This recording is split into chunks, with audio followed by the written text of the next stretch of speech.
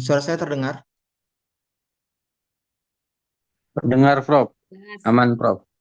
Apakah suara saya terdengar? Dengar, Prof. Dengar, Prof. Halo, Terdengar, Prof. apakah suara saya terdengar? Terdengar Terdengar, jelas, Dengar, Prof. Prof. Oh, saya yang mute.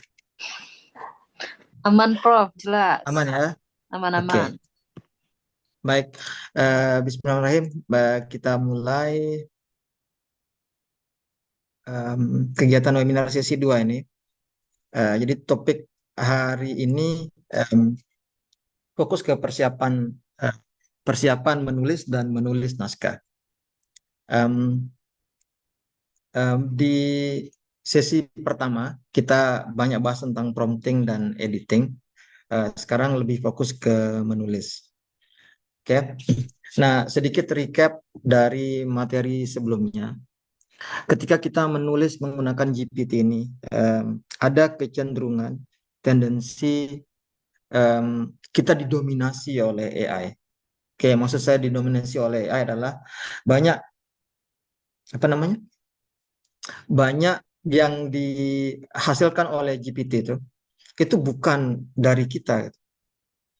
Jadi hasilnya itu nggak autentik, bukan kita. Oke. Dan itu jadi masalah besar. Ini masalah besar kalau misalkan dia jadinya autopilot. Oke, kita bilang buatkan saya introduction artikel berjudul X gitu.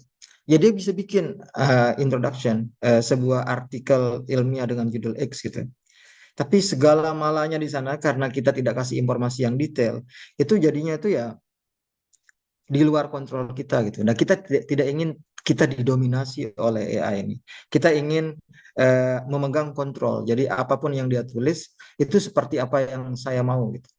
Nah, kuncinya adalah ini. Jadi kita harus memberikan input secara mendetail. Itu kuncinya adalah kita berikan input secara mendetail. Karena sebisa mungkin komplit ya.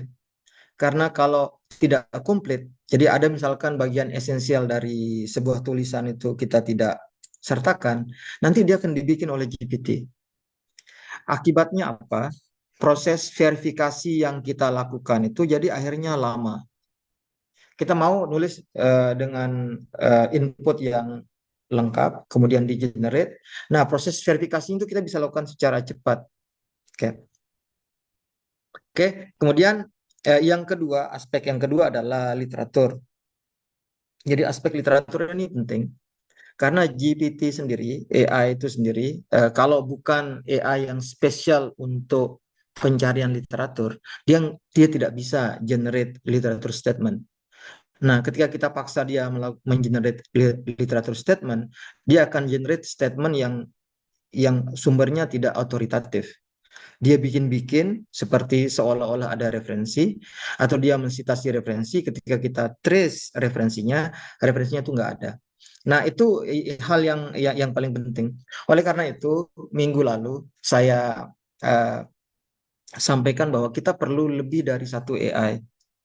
Oke, kita perlu lebih dari satu AI, atau bagian-bagian yang tidak bisa dikerjakan oleh AI itu kita kerjakan sendiri.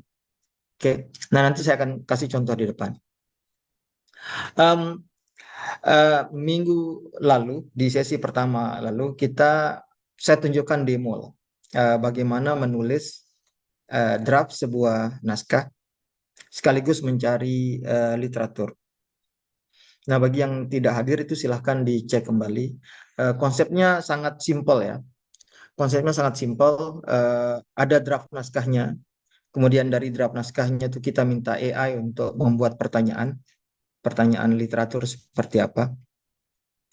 Lalu nanti AI itu kita gunakan AI lain,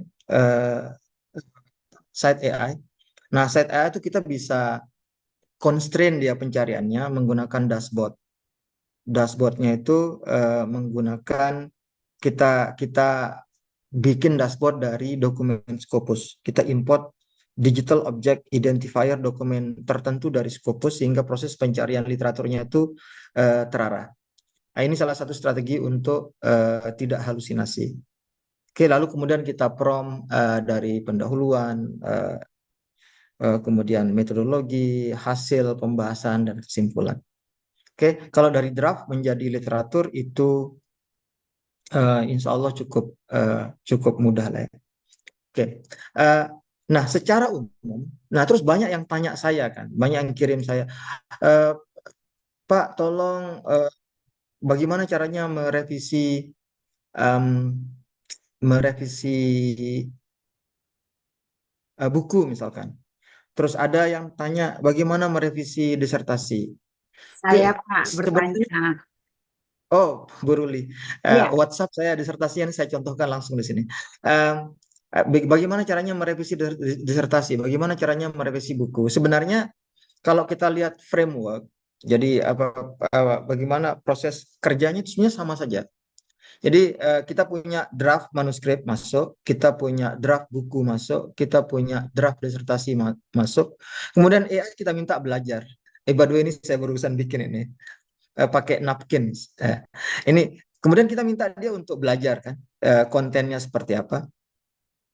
Lalu setelah dia belajar, part selanjutnya adalah oke, kita minta dia untuk menganalisis dokumen itu lagi dan bikin strategi ini kalau dokumen ini direvisi caranya seperti apa.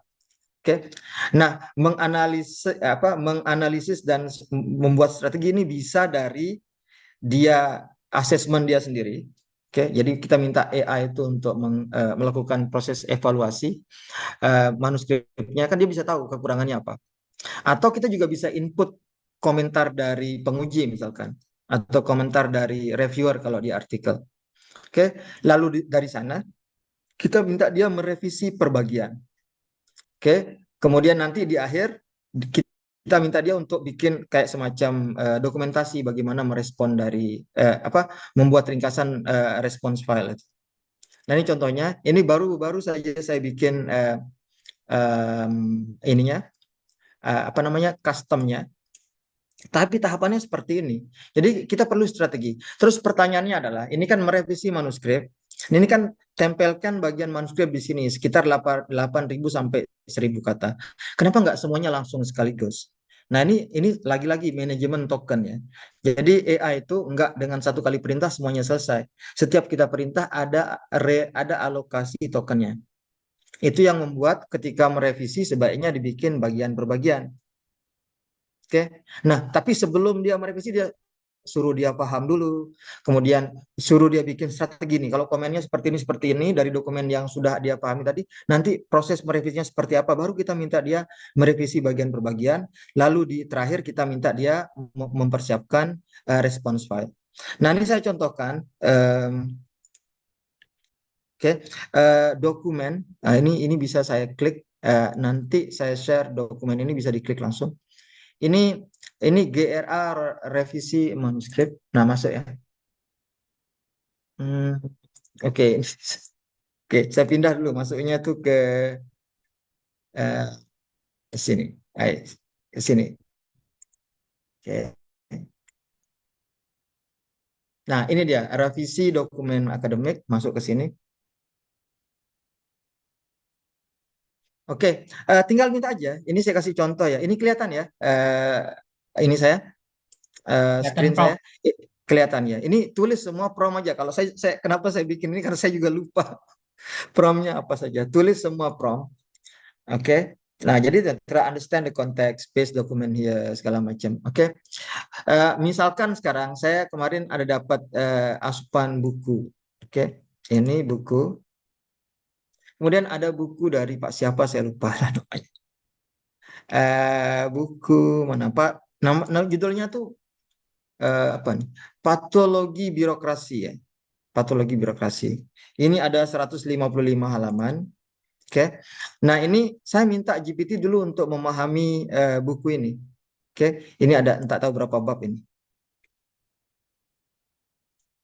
Ini daftar pustakanya. Ada berapa? Ada 26 bab. Nah, saya nggak akan minta dia merevisi semua bab.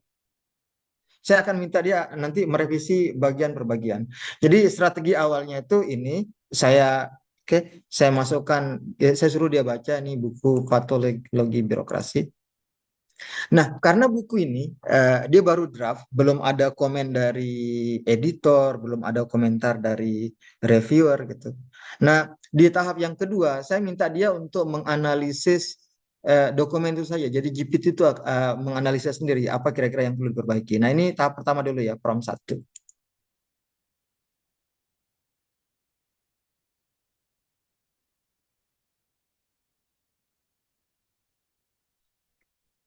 Silahkan beri arahan lebih lanjut. Oke. Terus kita masuk ke prompt nomor 2. Karena ini nggak ada revisiannya, saya minta dia mengarang sendiri lah, mencari sendiri kira-kira kelemahannya apa dan apa yang perlu diperbaiki. Oke, ini kita mengandalkan GPT. Oke, saya klik ini. Nah, kelemahan ada pengulangan dalam pembahasan antar bab. Oke, misalnya struktur bab perlu diperbaiki agar lebih tematik. Keterhubungan antar bab ada kelemahan ini. Pendekatan teoritis dan praktis kelemahannya ini bla bla bla bla bla bla. Nah, strategi keseluruhan, restrukturisasi dokumen, gabungkan bab yang memiliki isi yang sama, bla bla bla. Oke. Ini dia sudah mengevaluasi dokumen itu. Nah, sekarang kan kalau biasanya kita kan dikasih kritik, kritik pengkritik kita kan nggak ada solusi. Nah, AI ini dia bisa langsung menjadi solusi. Nah, ini yang saya buat di ini revise manuskrip. Nah, tapi di sini kita nggak langsung bikin semuanya. Nah, saya mau ngambil yang mulai dari bab 1. Jadi saya ngambil dari sini, saya ambil dari bab ini.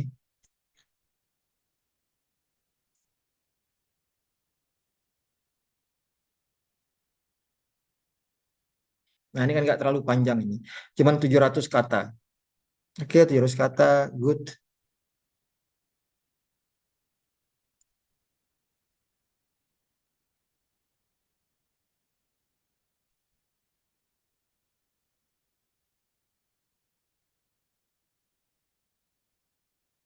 Nah, ini sudah mulai merevisi. eh, dan dalam revisi ini saya minta dia untuk bold mana yang berubah. Ini berubah banyak nih, paragraf 1 dibikin lebih pendek sama dia.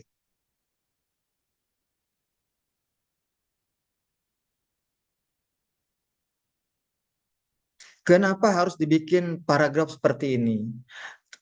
Karena kalau kita tanpa bikin per paragraf seperti ini, nanti dia lari kemana-mana dia. Jadi saya minta dia untuk pertahankan struktur itu. Kemudian ya udah revisi per bab saja. Nah, ini kita lanjut ke bab 2, nggak perlu ada prompt lagi.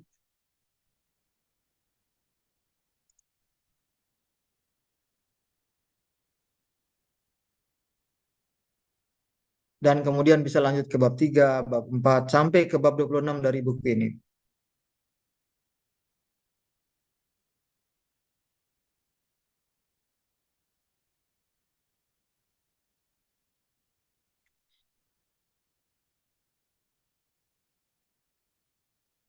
Jadi revisinya memang kita bikin pendek-pendek per bagian.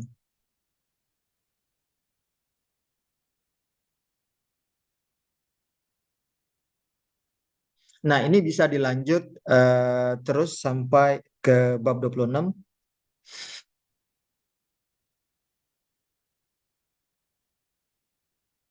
Oke. Kemudian ini berlaku juga buat tesis. Yes, berlaku juga buat tesis. Eh, Sebenarnya lebih bagus lagi kalau sudah ada komentarnya. Oke. Nah, ini sekarang saya mau contohkan lagi tesis. Oke. Saya mau contohkan lagi tesis. Sebentar. Disertasi, Prof. Disertasi ya. Saya hari Jumat kemarin punya mahasiswa sedang ini disertasi. Oke, sebentar dulu, Bu. Disertasi panjang. Ini saya copy dulu linknya. Oke, Oke, akademik disertasi. Nah, saya buka saja. Em, Oke, Em, tulis semua Prof. Tulis semua Prof. Oke, ini sama. Kemudian saya akan sama.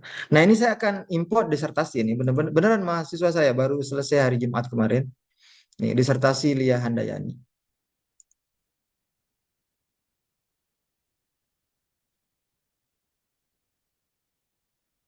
Oke, sebenarnya promnya itu yang nomor 3 ketika merevisi itu hanya bagian yang berubah yang di bold. Jadi kita bisa lihat perubahannya di mana saja.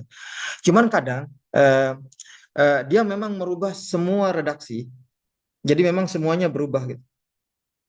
Oke, nah kalau itu yang kita kita ambil aja. Ini saya contohkan yang lebih besar lagi dokumennya ini disertasi.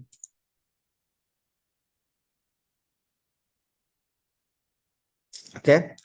Em, nah di disertasi ini saya kebetulan saya ngasih komen kemarin. Mana ya? Saya kasih komen mana ya? Promotor 2. Nih, saya kasih komen. Nih.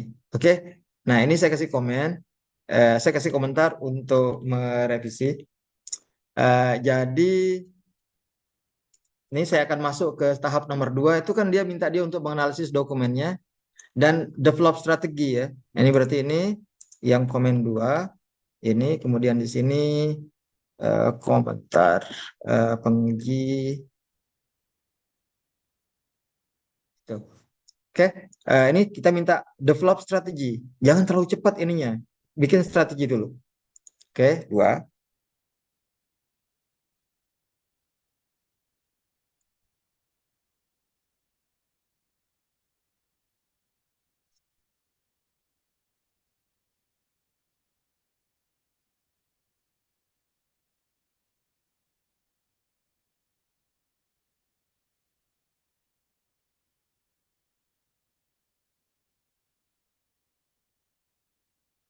Oke, sudah dia kasih komentar di luar dari apa yang saya komentari. Ini kan di komentari saya sudah ada.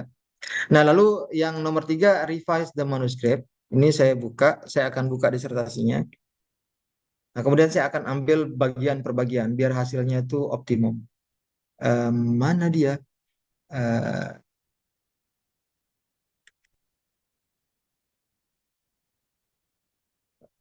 Oke,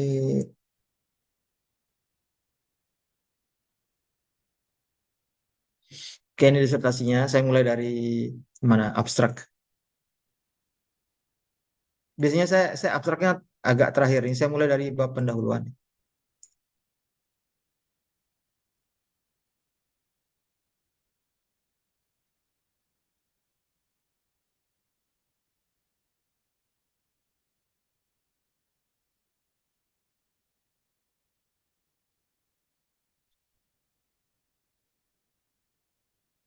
Saya ambil dokumennya.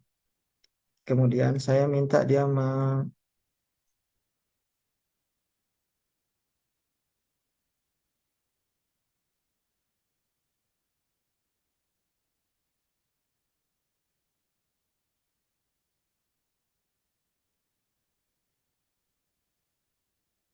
ini kalau diperhatikan nggak misalkan paragraf 1 ini yang di bold cuman ini aja.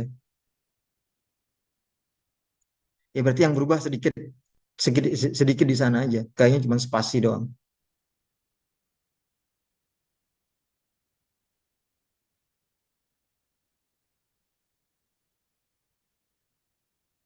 Oke, nah kadang-kadang inilah masalahnya di prompt itu. Oke, prompt di GPT ini karena dia nggak konsisten. Oke, lanjutkan revisi ke paragraf berikut. Oke, ini kalau misalkan dia macet ya, ini kan ini disuruh nggak mau.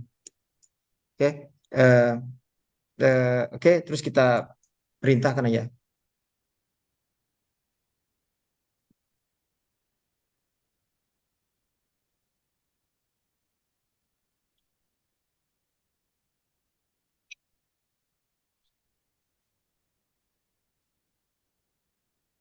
Dan ini kita bisa lanjutkan ke sub bab berikutnya.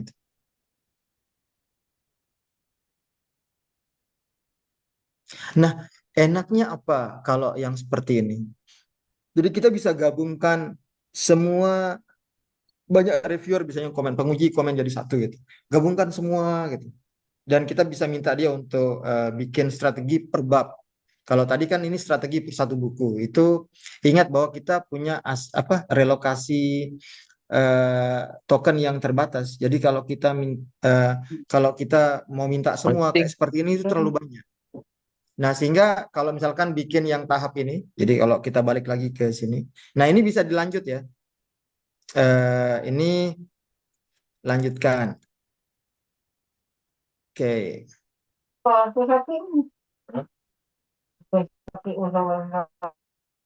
Oke. Nah, ini asik lah. Jadi nggak terlalu capek lagi.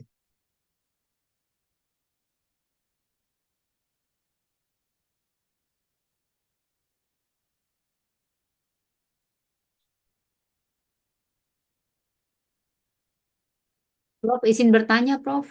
Ya, silakan.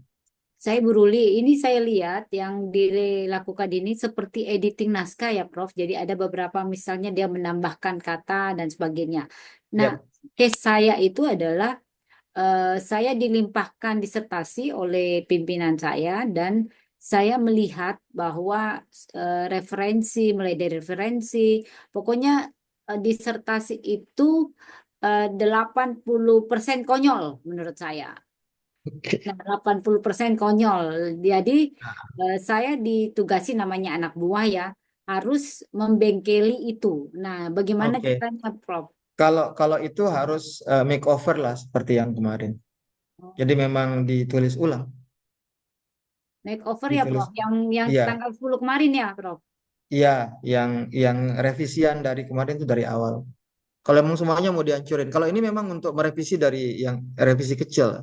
Kalau itu mau menulis ulang, Iya, berarti saya menulis ulang ya, Prof. Pakai makeover ya, Prof. ya. Dan makeover itu jangan dibikin satu disertasi. Sebaiknya itu apa? Gimana ya? Itu memang pakai strategi, ya. Dibikin dulu secara general, kemudian nanti masuk per bab. Jadi perbaikinya per bab, per bab aja. Tapi untuk literaturnya tetap pakai pen dari Scopus dengan kait AI ya. Em, Kan saya lihat Iya, tergantung literasinya jenisnya sebelum ya. saya lahir, Prof. Ya itu buang lah yang sebelum you lahir. Di di ini kan lah. Di berarti itu diupdate lah. Berarti itu pakai yang makeover plus ya. Makeover Plus ada di Hmm. sini ya, Prof. Ada. Atau di diekstrak lagi informasinya itu. Jadi apa? Jadi kan kalau misalkan kita nulis itu ya, nanti nanti bagian dari pembahasan berikutnya. Nulis itu kan sebenarnya dari apa namanya? Dari fakta ya. Dari fakta-fakta hasil data lapangan segala macam, hasil apa yang kita amati. Saya sebutnya tuh catatan riset, catatan penelitian. Kemudian kita gabungkan dengan apa yang kita baca dari referensi, itu diramu, dipadukan itu jadi tulisan. Nah, kalau di kasusnya Bu Ruli, em, saya itu sarankan itu di ekstrak datanya. Nanti nanti di bagian akhir saya tunjukkan bagaimana kita ekstrak apa namanya informasi asli dari naskah. Karena kan tadi udah diramu kan. Nah, itu misalkan kayak sudah jadi sayur gitu. Nah, itu kita ambillah itu komponen sayur-sayurnya itu, pisahkan sama kuah, bumbu dan lain-lainnya itu. Nah, nanti itu sayur itu dimasak lagi. Ide saya itu ada namanya makeover dulu. Saya pernah bikin makeover skripsi. Nah, mungkin nanti kalau ada kesempatan eh, di bagian tanya jawab saya bisa demokan atau setelah saya demokan. Habis ini nanti saya tunjukkan menulis. Oke, Pak Amandus mau tanya? Mohon izin, Prof. Eh, saya punya yang tesis itu Mhm. sudah selesai.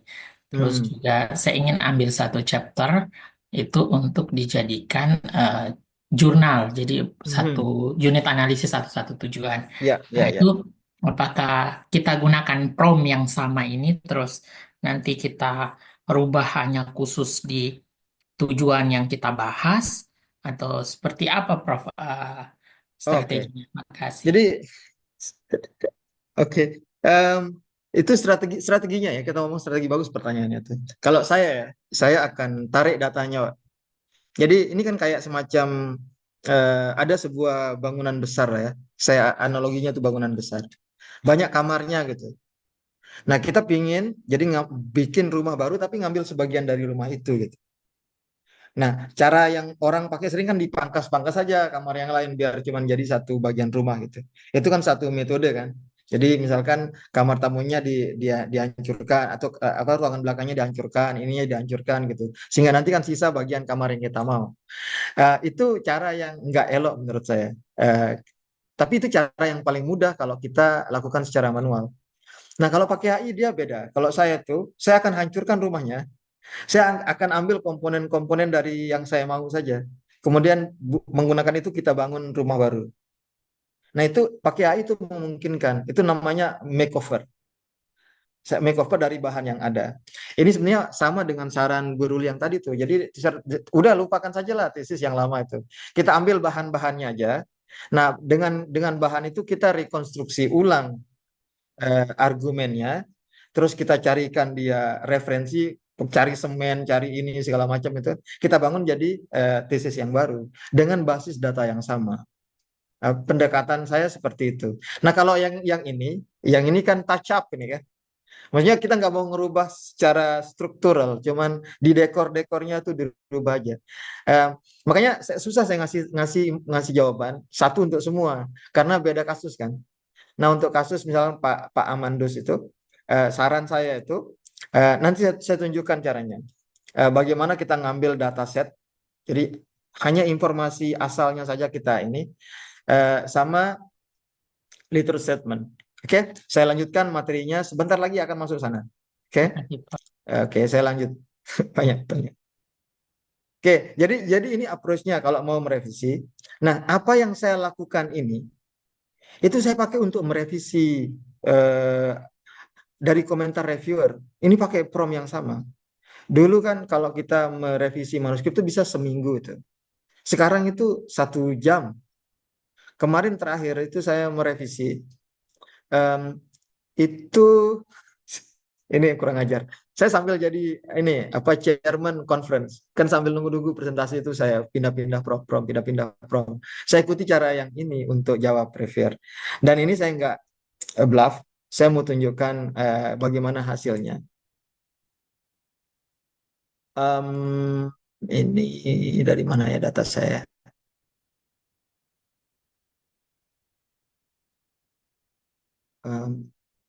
Ini saya collab dengan salah satu member GRA. Jadi kami tengah malam jam 12 itu janjian, ayo kita revisi malam ini. Kita revisi bareng. Oke. Nah, ini saya tunjukkan yang cleaner waste system, misalkan revision 3 kali revisi. Ini revision 3. Nih, revisiannya itu. Nih, respon file ini saya bikin pakai prompt nomor 4. Jadi dia bikin otomatis. Kemudian ini cover letternya. Nanti besok saya tunjukkan. Besok malam ada ini.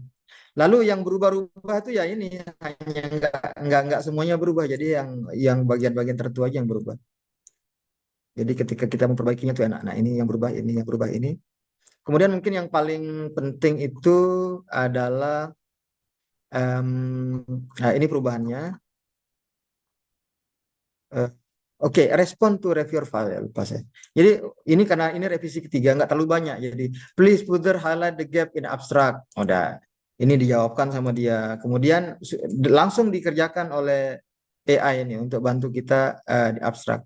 Tentunya ini kan nggak sekedar kita otomatis bikin kan. Jadi kita baca lagi benar nggak sesuai itu tugas kita secara etik untuk memvalidasi. Oke, jadi metode ini memang kepake bermanfaat sekali, terutama untuk merevisi ya. Oke, saya mau lanjut tentang materi inti kita menulis. Nah, kemarin atau tadi kita masih fokus ke bagian merevisi. Merevisi ini, ya maksud saya itu dibandingkan dengan menulis draft itu kan tinggal perbaiki saja gitu. Mungkin kalau orang yang pengalaman itu dalam 2-3 jam itu bisa gitu. Kalau AI mungkin ya mungkin dalam waktu setengah jam lah bisa gitu. Nah, kita menghemat lumayan banyak. Nah, tapi bisa nggak sih AI itu nulis draft? Oke, jawabannya iya, jawabannya juga tidak bisa gitu, tergantung. Oke, nah tapi sebelum kita menulis, karena kalau merevisi itu saya nggak pernah concern sama argumennya. Oke, langsung direvisi aja. Nah, kalau draft itu, jadi kita perlu balik lagi ke esensi dari penelitian. Jadi penelitian itu nanti saya akan tunjukkan dari sini kenapa perlu ada. Jadi kita perlu bertanya pada diri sendiri, ini kontribusi saya apa? Oke, nah kontribusi itu kita buktikan melalui namanya proses penelitian yang tahapannya banyak ini. Oke, nah 1, 2, 3, 4, 5, 6 seharusnya sudah selesai. Yang belum saya selesaikan itu nulis aja, nulis jadi artikel gitu. Oke, nah ketika kita mau bikin mau buktikan ini, jadi saya mau klaim scientific contribution saya perlu argumen. Oke, saya perlu berargumen. Sebenarnya apa yang ada di dunia publikasi, ada proses peer review dan segala macam itu mirip sekali dengan proses yang ada di pengadilan. Oke, ketika di sana kita tuh berusaha untuk membuktikan bahwa yang tersangka itu bersalah, dia tuh layak dihukum, atau sebaliknya membuktikan bahwa saya itu tidak layak dihukum. Nah, dalam konteks riset, kita ingin membuktikan kepada komunitas saintifik yang diwakili oleh editor dan reviewer bahwa yang kita lakukan ini punya kontribusi saintifik. Jadi ini argumennya seperti ini. Oke, argumen pertama saya punya claim novelty. Saya sudah baca semua yang orang pernah kerjakan, belum pernah ada, jadi mengandung novelty. Tapi karena ini belum pernah ada, saya mulai dari dugaan sementara, berhipotesis. Nah, dan saya bikin hipotesis. Nah, hipotesis saya ini saya buktikan. Jadi yang paling penting itu saya perlu pembuktian. Jadi kalau misalkan orang seperti di pengadilan, kalau semua buktinya itu nyata, apalagi yang membuat dia itu nggak terbukti bersalah kalau buktinya nyata. Dengan cara yang sama, dengan analogi yang sama, kalau data set kita itu bagus, nulis paper itu pendek dan straightforward. Oke, sehingga kita bisa mengkonfirmasi bahwa apa yang kita duga itu memang benar adanya. Jadi sekarang yang paling esensial dari elemen yang di sini itu adalah proof atau evidence. Nah, proof dan evidence. Oke. Nah, argumen ini ditulislah dalam sebuah struktur formal, sebuah tulisan ilmiah. Di novelty kita bisa lihat di judul, di sini ada abstract, keyword, ada introduction, segala macam. Nah, ini format standar literatur ilmiah. Kalau ada yang nanya kenapa seperti itu, karena nggak ada yang lebih bagus. Kalau ada yang lebih bagus, kita akan pakai. Nah ini format standarnya. Tapi esensinya adalah format ini dia mengandung argumen. Ini cuman formatnya aja, cara penyajiannya aja. Tapi inti di dalamnya adalah argumentasi bahwa ada kebaruan. Ada kebaruan yang ingin kita presentasikan. Nah, ini basis kita adalah data. Basis kita adalah dataset 1, dataset 2, dataset 3 dan seterusnya. Itu basis kita.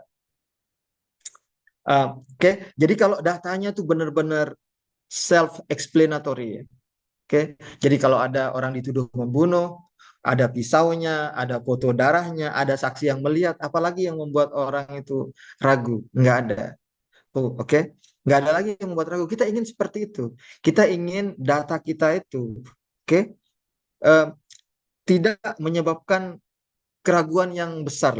Walaupun orang bisa ragu kan, mungkin kalau semuanya terlalu jelas, jangan-jangan ini fabrikasi gitu. Dan untuk menyajikan data yang cukup jelas itu biasanya tuh nggak terjadi. Karena kalau memang segala sesuatunya sesuai dengan konsep atau teori, itu berarti kan to academics. Saya pernah suatu hari itu nulis artikel. Terus dijawablah sama reviewer, basis dia adalah ini dia bilang to academics. Jadi apa yang ada di buku dia buktikan gitu. Kalau parameternya ini saya naikkan, si ini naik, kalau ini turun gitu. Itu sama kayak di buku semua gitu. Sehingga dia bilang, oh kalau semuanya sama dengan buku, kontribusi ilmiahnya di mana? Oleh karena itu biasanya dataset itu incomplete. Biasanya ya. Kalau semua datasetnya itu terbukti itu patut dipertanyakan. Apakah ada kebaruan atau tidak. Jadi di sanalah adanya proses diskurs atau diskusi itu. Nah, jadi kalau ini semua sudah ada, kita masukkan datasetnya dalam sebuah struktur jurnal, jadi bentuknya seperti ini. Oke. Nah, ini bentuk dari tulisan. Jadi tulisan itu saya perlu gagasannya, saya perlu strukturnya, saya perlu datasetnya, kemudian kita padukan jadi satu. Nah, ini yang saya sebut sebagai catatan penelitian itu. Ini kan belum bentuk tulisan, bentuknya seperti outline saja. Nah, ini contoh outline, misalkan eh, ini bangun argumen lah. Jadi saya punya hipotesis bahwa air minum di Brunei, tidak memenuhi standar. Penyebabnya adalah kondisi air baku yang sangat bervariasi, terus tidak dapat diolah oleh peralatan yang ada meskipun dioperasikan secara optimal. Ini hipotesisnya. Nah, buktinya adalah ya hasil penelitian menunjukkan bahwa apapun yang saya duga ini terbukti. Itu betul. Jadi kalau misalkan saya punya hipotesis, itu saya sudah bisa nulis kesimpulan. Nulis itu mudah sekali. Nah, pertanyaan setelah buktinya apa? Nah, di sini kita tulis, oke, saya perlu bukti apa? Ini yang kita susun dalam desain eksperimen. Data 1 tahun air sungai, data hasil pengolahan, eksperimen bla bla bla, optimasi RMS dan seterusnya. Nah, ini contoh membangun argumen. Orang itu banyak keliru dalam riset. Dia kerja aja mikirnya belakangan. Jangan nanti kalau kita begitu nanti susah. Banyak yang nggak terpakai datanya. Jadi saya selalu bilang bahwa pekerjaan penelitian itu justru lebih banyak progresnya ketika kita diam, tidak mengerjakan apa-apa. Berpikirlah. Berpikir itu satu, kita bisa memperdalam kerangka argumen. Yang kedua, kita bisa membuat dataset. Jadi datanya itu kan nggak perlu banyak. Oke. Data itu nggak perlu banyak, mungkin 3-4 sudah cukup gitu. Kenapa? Contohnya gini, misalkan siapa itu? Agus Buntung melakukan tindak kriminal. Agus Buntung yang viral itu. Dia by the way orang Lombok itu, tetangga saya. Ketika dia diadili, kan perlu dibawa 40 orang korbannya. Cukup 2 orang saja. Sama halnya dengan kita melakukan pembuktian saintifik. Kita nggak perlu bikin 40 dataset. Cukup aja, cukup ya sesedikit mungkin tapi cukup gitu. Oke, nah itu ketika orang berpikir, itu bisa benar-benar tahu yang saya perlukan adalah ini, data ini, dan data ini. Lebihnya tuh nggak perlu. Oke, nah itu pentingnya. Nah, sekarang ada AI. Oke, apa yang perlu saya persiapkan untuk menulis? Oke. Ada 2 elemen yang saya bilang tadi. Elemen itu adalah pertama bahan dasarnya, yang kedua itu bahan ramuannya. Oke, ramuannya saya bilang ini. Bahan dasarnya apa, ramuannya apa. Oke, analogi bangunan itu ini bagian bata, daun jendela, ini segala macam kayu segala macam ini yang komponen intinya itu. Nah, kemudian kita perlu komponen tambahan untuk memperkuat bata. Kita perlu semen, kita perlu mungkin pasir, kita perlu apa? Kita perlu penutup, kita perlu cat untuk bikin bagus. Nah, ini fungsinya lebih ke sana. Ini kalau saya bikin analogi itu. Nah, kita perlu 2 hal ini. Yang bagian atas ini kita dapatkan dari hasil eksperimen, yang bawah ini kita dapatkan dari hasil baca. Oke, jadi selain kita bekerja, meneliti, kita juga baca. Oke, nah ini bentuknya. Jadi input yang ringkasan data. Kemudian kutipan literatur ini ada 2 hal. Kita bisa lakukan secara mandiri. Oke, kita baca. Sekarang ada AI untuk baca-baca juga. Oke. Atau kita bisa menggunakan AI. Nah, di demo saya ini saya akan demokan keduanya kalau sempat. Oke, kemudian nanti kalau ada pertanyaan silakan. Oke, bagaimana kita mempersiapkan catatan penelitian? Oke, idealnya seperti apa? Pertama, catatan itu ya. Sebisa mungkin buat sendiri struktur. Oke, dan ini setidaknya 2 level headings, 2 level subbab gitu. Setidaknya ya, buat struktur. Kenapa? Karena kalau kita nggak buatkan struktur, nanti AI yang buatkan itu akan jauh dari apa yang kita idam-idamkan. strukturnya kan bisa macam-macam variannya tuh. Nah, saya pingin misalkan ketika saya nulis artikel saya sudah punya gambaran ini, argumennya seperti ini, nanti di bagian metodologinya ada ini dan seterusnya ya, caranya. Kemudian kalau misalkan ada tabel di sana, tulis lengkap judul tabelnya apa, keterangannya apa, kemudian kalau ada gambar, captionnya apa. Oke. Lalu berikutnya adalah di catatan penilaian tulis eksplisit data salah kuantitatif sebanyak yang diperlukan. Ambil rangkuman dari analisis statistik, kutip data dari gambar atau tabel. Kenapa ini penting? Karena untuk AI melakukan itu, ngambil angka kemudian dia sesuaikan sama konteks, itu dia makan banyak sekali token. Nah, kalau kita bantu dia, oke, untuk melakukan itu, dan memang sesuai dengan kita tahu kan mana dari gambar ini apa yang mau saya terangkan. Kemudian angka-angka mana yang penting dan seterusnya. Kemudian tulis rinci pengamatannya seperti apa. Jika ada data, gambar atau tabel atau apa, usahakan untuk buat interpretasi sendiri. Kita nggak mau AI yang melakukan interpretasi. Karena kalau nggak ada nanti AI yang bikin. Oke, lalu catatan lain itu adalah tulis poinnya pendek-pendek tapi banyak. Jadi nanti akan fleksibel. Oke, ini kemudian untuk pernyataan literatur itu. Jadi pilih referensi, cari jurnal yang bereputasi, sebisa mungkin baru, citasi yang banyak lah. Banyak itu jangan terlalu sedikit. Oke, ini nih ya. Ini bukan aturan yang strict, tapi biasanya itu adalah sekitar 30 sampai 50 untuk full artikel. Kalau review itu sekitar 100 sampai 300. Kemudian kalaupun mensitasi, pilih jurnal yang beberapa ambil dari jurnal yang kita targetkan. Oke, dan kalau misalkan kita sudah punya bayangan ini reviewernya siapa, itu kalau bisa tulisan reviewernya itu disitasi juga. Kenapa? Karena ini bias lah. Reviewer itu nggak dapat apa-apa. Kalau saya lihat artikel yang saya review itu mensitasi saya, paling tidak saya punya tendensi untuk terima lah. Yang paling tidak saya ada dapat bonus citasi gitu. Oke, kemudian tadi sertakan data kuantitatif ketika membaca, misalkan ada kenaikan dari angka 1 ke angka 5 gitu. Penurunan dari 7 ke 3 gitu. Atau meningkat dan memuncak pada nilai 9 kemudian turun ke angka sekian gitu. Nah, ini penting karena tanpa angka. Jadi kalau misalkan kita terlalu bergantung sama AI, nanti dia kata-kata saja. Ingat AI ini kan large language model.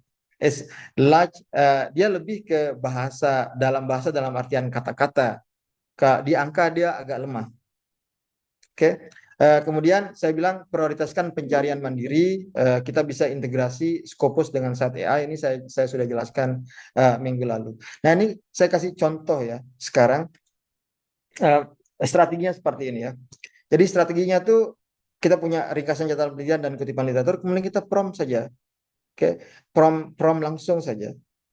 Dari pendahuluan, metode, hasil pembahasan, kesimpulan, dan seterusnya.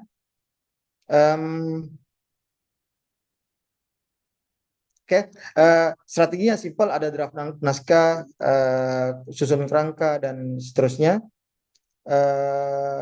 Oke. Nah, ini saya bikin barusan dari menggunakan Napkins. Saya tunjukkan aja. Ada AI namanya Napkins. Oke, ini ada di ini. Ini tadi prompt salah deh. Ini prompt drafting ya. Oke, prompt drafting. Ini saya punya tulisan ini. Kemudian saya minta ini saya tunjukkan biar nanti bisa dipakai. Sepertinya minggu lalu saya udah tunjukkan.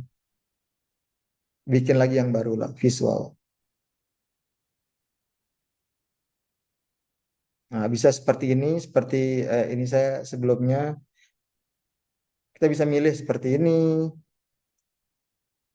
Milih seperti mana dia? Ada yang lain yang lebih banyak pilihannya nih. Ini Oke, silakan nanti dieksplorasi pakai napkin. Nah, ini bisa kalau mau tunjukin pakai panah. Napkin itu ada di DRA ya, Prof? Ada. Dia Nah, tapi kita provide dia teks lah. Kita provide dia teks. Nah, by the way ini salah. Nggak maksud saya bikin ini silahkan dicoba sendiri nanti. Ini proses bikinnya. Em, jadi mulai dari jadi ringkas argumen. Ini penting. Argumennya apa? Kemudian sini tulis pendahuluan, tulis metodologi, tulis hasil, tulis diskusi, tulis kesimpulannya. Nah, itu nulisnya. Oke, bahan untuk nulisnya itu sebentar. Ini ada di GRA. eh, Nama ininya adalah drafting, GRA drafting. Buka drafting, terus tuliskan prompt yang diperlukan apa. Ada 6 prompt saja. Oke. Oke, diskusikan. Oke. Eh, Berikan detail masing-masing prompt. Ini kan saya lupa apa sih. Nah, oke. Nah, ini diringkas ini instruksi baca dan analisa secara cermat bla bla bla. Oke, tulis oke, jadi tahap satunya bikin argumennya. Oke, ringkas substansi argumen ini untuk kita fahamkan AI ini apa yang mau kita tulis. Kemudian setelah itu kita langsung straight away tulis pendahuluan. Oke. Nah, ini berarti simpel aja. Ini saya akan bukakan dulu bagaimana catatan penelitian yang saya maksud. Catatan penelitiannya ting ting ting ting ting. Oke. Ini catatan penelitian dari ada judulnya. Oke. Kemudian introduction itu ada judul, kemudian ada latar belakang. Ini agak panjang ya, tapi baiklah. Kemudian ada juga catatan literaturnya seperti ini. Oke. Nah, ini judulnya demo 3 catatan penelitian. Sama juga di bagian metodologi ada informasi yang saya sudah dapat. Kemudian ada juga statement literaturnya. Nah, ini kalau kita sudah punya data-data ini, sudah punya statement literatur, ini nulisnya itu cuma 5 menit. Nggak akan lebih dari 5 menit. Oke, so ini akan saya buka. Ringkas substansi argumen. Kemudian saya akan lampirkan dokumennya.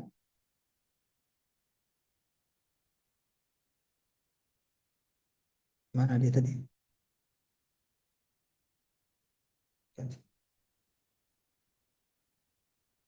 Prof, catatan demo 3 ini ada di Padlet ya?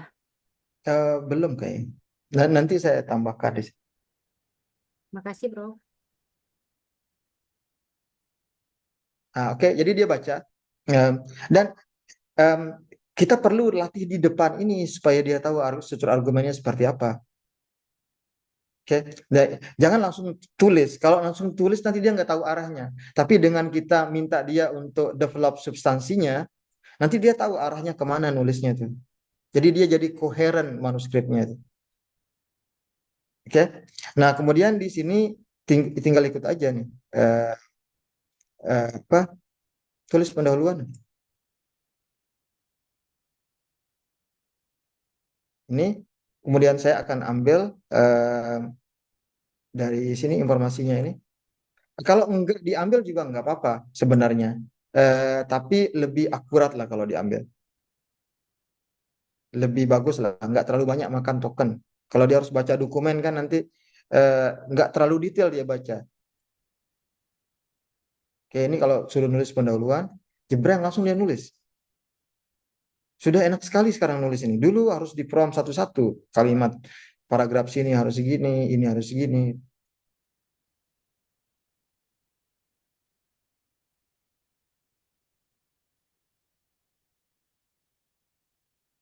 Nah, kadang-kadang dia bikin semacam bold subheading ini. Oke, bold subheading ini kita nggak suka kan? Kita nggak mau. Nah, di AI yang baru, itu kita bisa langsung otomatis masuk kanvas dan kita edit. Ini udah pakai bahasa Indonesia. Ini kalau saya klik ini edit in canvas. Saya bisa edit semua ini. Ini saya klik edit in canvas.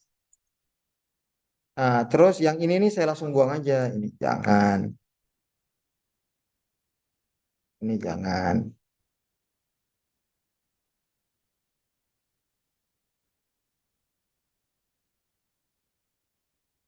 Oke, dan udah tutup ini. Change will not be saved unless save this canvas to use. Oke, save to chat. Pertama kali saya pakai. Nah, oke, sudah. Oke, kemudian apa selanjutnya? Saya juga bingung apa. Write method kayaknya. Tulis metodologi. Oh, ini karena saya pakai bahasa Indonesia. Kayak pakai bahasa Indonesia. Oke, tulis metodologi ini. Kemudian kita ambil lagi catatannya. Oke, outline saja sekarang. Outline sama beberapa catatan detail saja. Kemudian nanti nulisnya langsung pakai AI. Mudah lah pokoknya. Oke, nggak ada ceritanya. Nulis itu susah sekarang.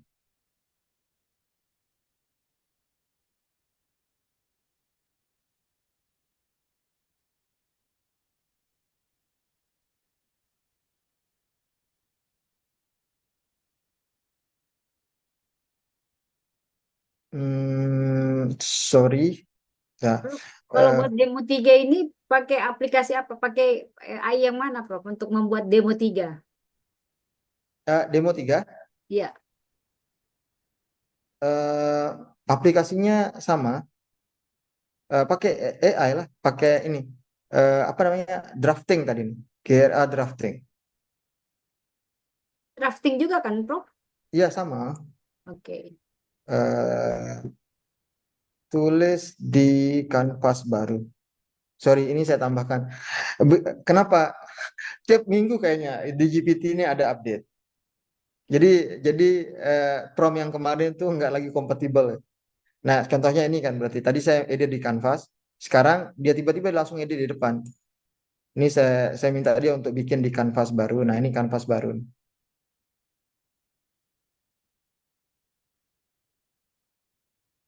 Nah, kanvas itu apa? Kanvas itu adalah fasilitas yang hanya ada di GPT yang memungkinkan kita untuk berkolaborasi. Nah, saya tunjukkan langsung seperti apa. Biasanya kalau pakai GPT kan setelah kita selesai prompt, kemudian kita minta dia untuk oke perbaiki gitu. Nah, ini kan ini. Saya minta dia tulis dalam format full paragraph. Eh, Pak, mana dia? Paragraf gitu.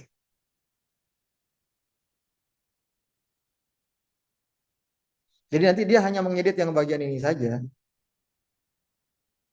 Kemudian sama juga yang di atas kan. Ini kan bentuknya tuh note kan. Dan apa ya kayak laporan praktikum jadinya. Kita inginnya kan dia bentuknya teks yang terintegrasi. Nah, sama dia ditulis nah, langsung hanya merevisi bagian yang kita highlight saja.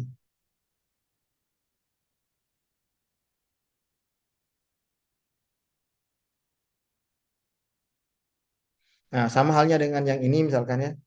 Oke, sama. Ask GPT tulis dalam format full paragraf. Em,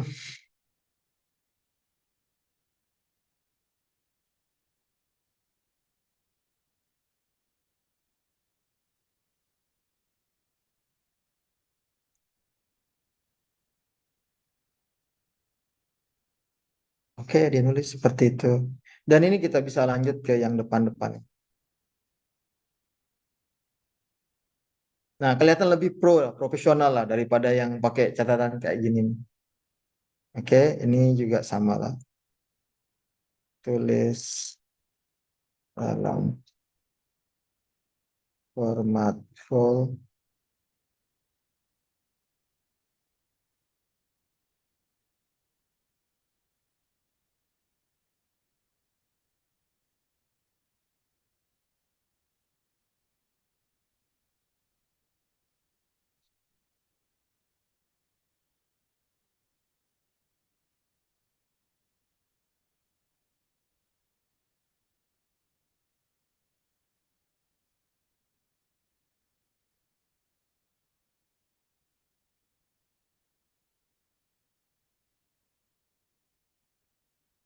Nah, ini memungkinkan kita edit langsung dan lebih lebih nyaman lah dikerjakan itu. Oke, ini. Lalu selanjutnya tinggal lanjutkan aja promnya. Prom, mana lagi? Tulis metodologi sudah, tulis hasil. Oke. Salah saya. Tulis hasil, tulis di kanvas baru. Oke. Ini kemudian kita ambil bagian hasil. Ini saya mau tulis 2 kali ya. Ini 3.1 dan 3.2.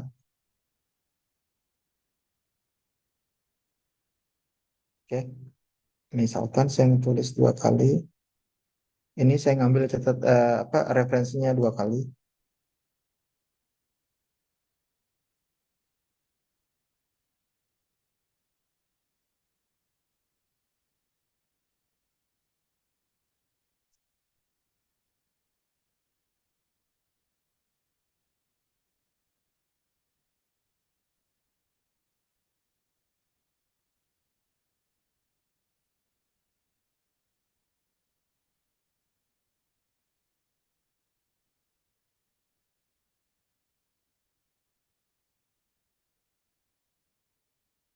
Jadi intinya itu statementnya ada.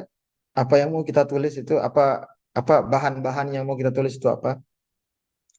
Kemudian em, em, apa namanya? Statement dari literatur. Oke. Nah, ini sudah dia. Kemudian saya akan lanjutkan. Mana dia?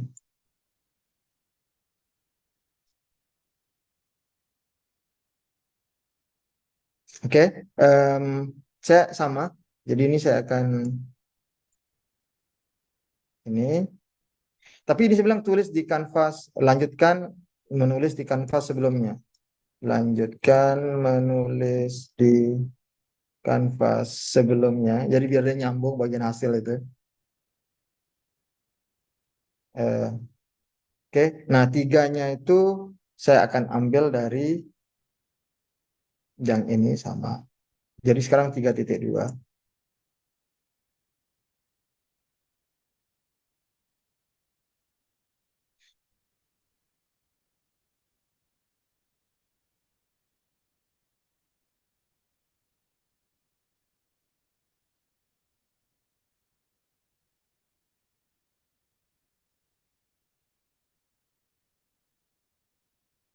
Ini saya coba suruh dia. Bisa nggak?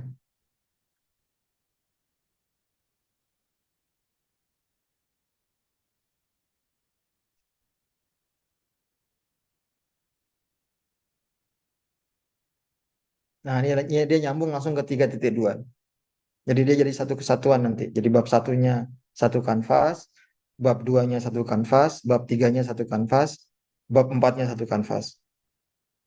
Dan kita bisa bisa kita edit langsung. Jadi apa beban saya untuk apa materi saya untuk besok itu sudah bisa ditunjukkan sekarang langsung. Oke, kemudian promnya selanjutnya bikin diskusi, tulis diskusi. Oke, tulis diskusi di kanvas baru, tulis di kanvas baru. Itu. Kemudian kita masukkan lagi catatan penelitian sama statement literaturnya. Oke, oh discussion nggak ada. Oke, gunakan berarti sama gunakan literatur sebelumnya.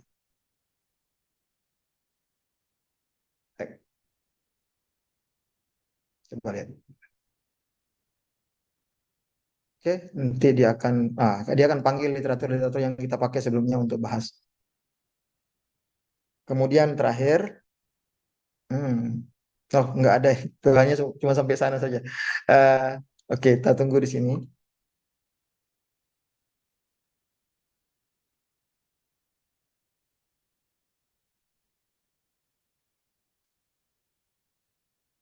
Nah, contohnya kan, ini tiba-tiba udah bikin conclusion. Ini kalau kita nggak suka langsung aja nih buang. Mau diperintahkan sedetail apapun di bagian apa namanya, di bagian promptingnya itu, tetap aja dia nanti interpretasinya lain-lain. Nah, misalkan saya di bagian diskusi ini saya nggak suka ada ini nih, subheadingnya, ya udah dibuang aja subheadingnya biar.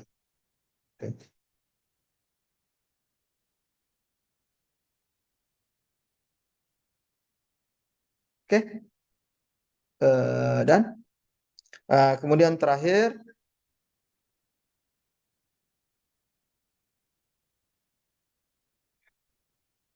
di kanvas baru.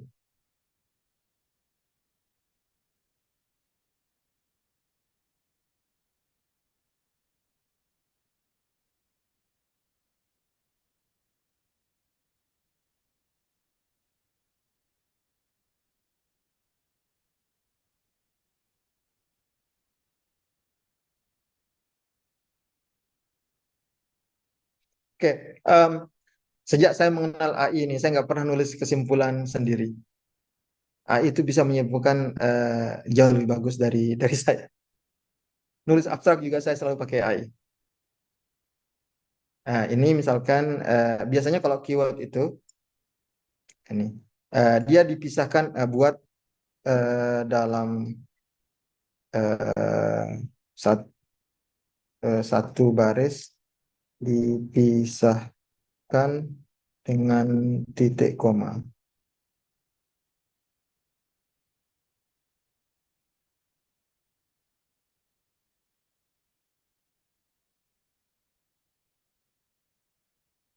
Oke. Dan ini kita bisa langsung edit kalau ini. Ini titik dua. Oke lah. Ini, hmm. Oh ini nggak bold. Ah, kenapa dia bold? Body. Oke. Lalu keywordnya kita mau bold. Oke, asik dia editnya nih. Sudah enak banget lah AI ini sekarang untuk dipakai kolaborasi menulis. Oke. Oke, ini untuk apa namanya? Menulis, tapi bahannya sudah lengkap ya. Jadi sudah ada yang dari datanya, sudah ada catatan penelitiannya gitu. Nah, eh, yang selanjutnya nih yang lebih ini biasanya orang yang berat itu kan nyari referensi, itu terutama yang peneliti baru. Em, itu yang saya mau contohkan nanti ke depan. Kita mesti punya cukup waktu. Ini saya baca pertanyaan dari mana dulu nih? Eh, eh, Willy Daya, apakah dokumen proposal hibah penelitian dapat juga memanfaatkan plugin GPT tersebut untuk revisi sesuai arahan reviewer? Bisa banget untuk proposal. Eh, tapi ya, eh, kalau mau revisi yang sifatnya mendalam dan spesifik, saya sarankan gunakan O1, tapi pakai prompt. Itu nanti kita bikin besok ya, besok saya jelaskan bahwa sebenarnya untuk merevisi yang sifatnya, terutama untuk jurnal ya, yang revisinya itu harus detail kan, spesifik. Itu sebaiknya gunakan O1. Tapi kalau secara general tesis itu oke lah, bisa pakai ini. Ini eh, wal walidaya, itu jawaban saya ya boleh. Lalu Nia, boleh izin nanti apakah saya boleh minta recordnya? Suara Prof, suara Prof di saya recordnya. Ya boleh, ini kan dibagi recordnya memang. Jadi ikut channel, oh, saya promo, ikut channel GRA karena record dan materi hanya akan dibagi di sana. Tidak akan dibagi di tempat lain. Oke. Suara jelas, suara Pak Edwin log out dulu. Bagaimana cara mensinkronkan revisi oleh ChatGPT sesuai dengan revisi reviewer? Bagaimana cara mensinkronkan, ini pertanyaan dari Zain, revisi oleh ChatGPT sesuai dengan reviewer? Ini kita harus validasi. Kita harus validasi lagi. Dan kadang-kadang kalau GPT ini ya, saya setting dia. Jadi kalau pakai custom-custom yang dia Saya setting dia untuk tidak lakukan apa-apa. Jadi nggak perlu lagi tambah eksperimen, nggak perlu lagi tambah modeling gitu. Sehingga nanti ketika reviewer minta tambahan eksperimen, dia akan bilang bahwa eksperimen itu nggak perlu. Maaf, ini settingan saya. Nggak perlu karena apa yang sudah ada itu cukup untuk membuktikan hipotesis. Saya selalu argumen saya begitu. Kalau tiba-tiba ada reviewer minta eksperimen ini, eksperimen itu segala macam, saya bilang iya bagus. Eksperimen itu akan menambah data set. Tapi, oke, apa yang sudah ada itu cukup untuk membuktikan hipotesis gitu. Saran saya seperti itu. Jadi kayak analoginya seperti ini. Kita ingin membuktikan bahwa ada kriminal kan. Terus saksinya sudah banyak, 3-4 orang. Alat buktinya sudah cukup gitu. Lalu ada orang yang minta, oh tambahkan alat bukti. Kalau perlu ada CCTV-nya. Ya, udah ada saksi, udah ada saksi yang melihat gitu. Kenapa perlu minta CCTV kan gitu? Nah, mirip-mirip kayak gitulah kalau saya. Tapi kadang-kadang kita takut juga kayak gitu. Sekarang paper saya sudah banyak kan dan nggak ada beban gitu, reject ya reject aja gitu, jadi saya bilang wah nggak perlu gitu. Oke. Pak Rahman tolong jangan digores ya. Jangan ditulis. Kemudian saya pertanyaan lagi, itu Pak Zen mensinkronkan itu harus baca Prom ini bisa untuk mereview artikel juga. Eh, Bisa, tapi sampai tahap 2 ya. Ini masih prom yang depan tadi kan, bukan yang drafting ya. Coba saya demokan ya. Em, yang mereview itu kan yang bagian 2. Contohnya yang ini tadi. Oke, semangat. Misalkan saya buka ini ya. Saya ini kemudian apa tadi namanya? Kalau saya misalkan pisahkan yang depan belakang itu, ini revisi dokumen ya. Ini kalau saya bikin new chat, write all prompts. Oke, ini misalkan saya mau mereview artikel orang. Ini saya suruh baca dulu. Kemudian hanya sampai yang tahap 2 aja. Ini saya ambil misalkan paper saya sendiri lah. Mana dia? Paper saya sendiri. Ha, paper saya sendiri.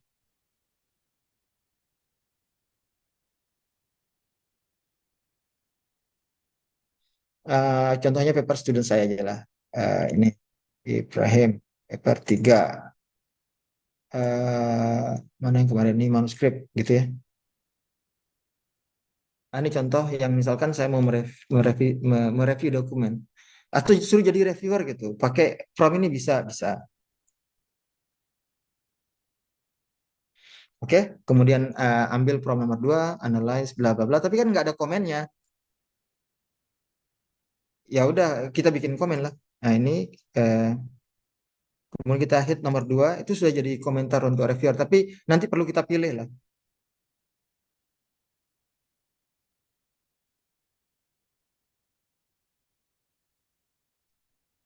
Nah, nih.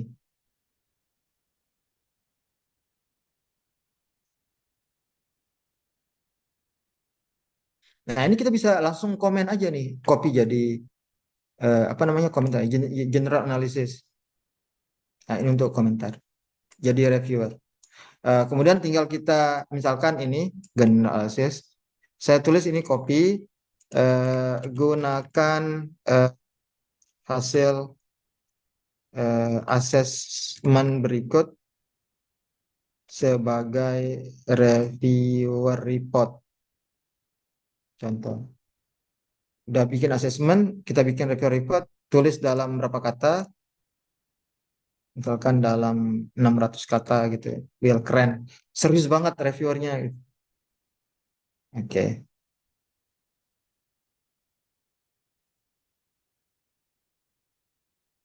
Nah, ini.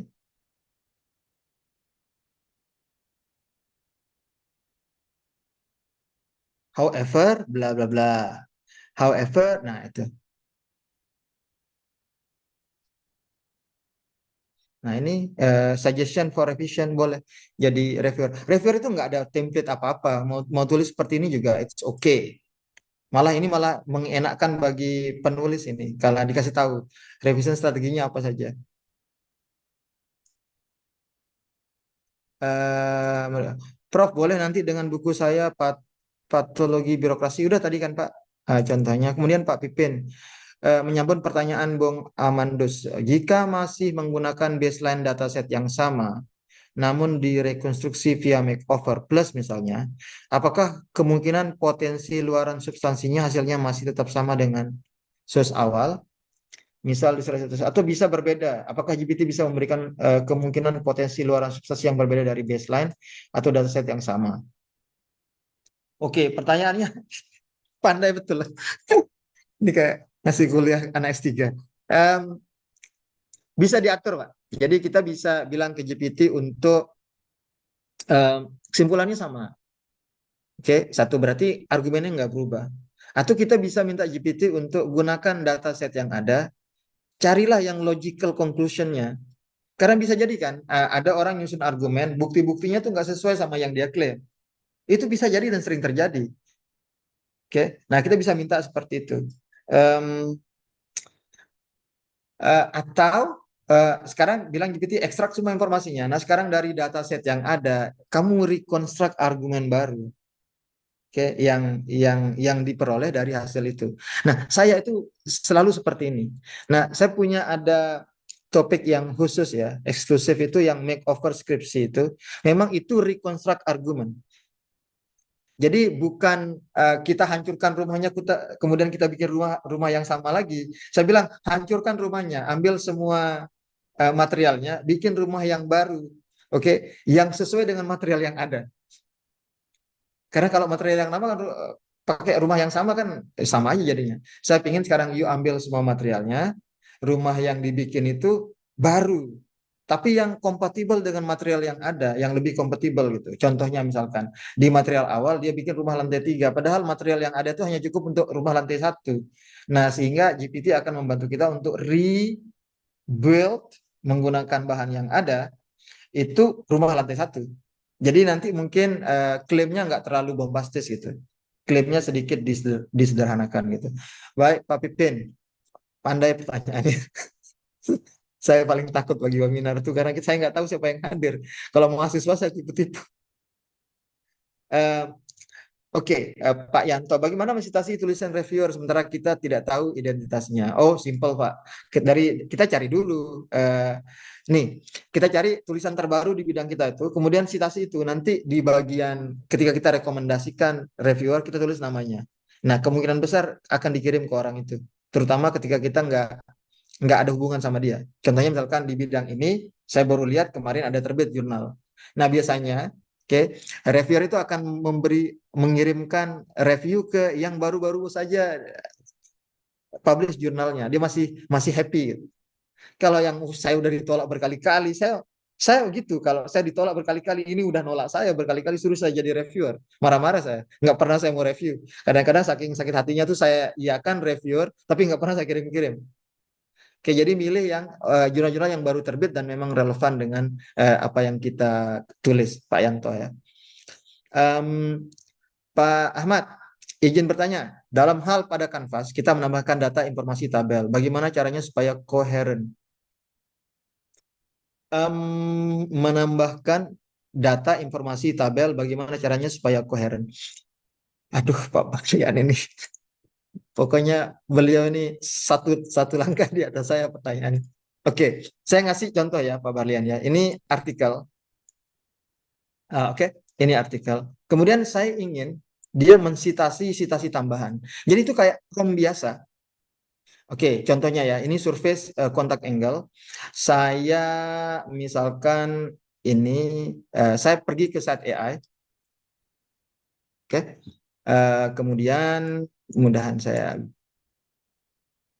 Oke, kemudian saya ingin mencari referensi asisten.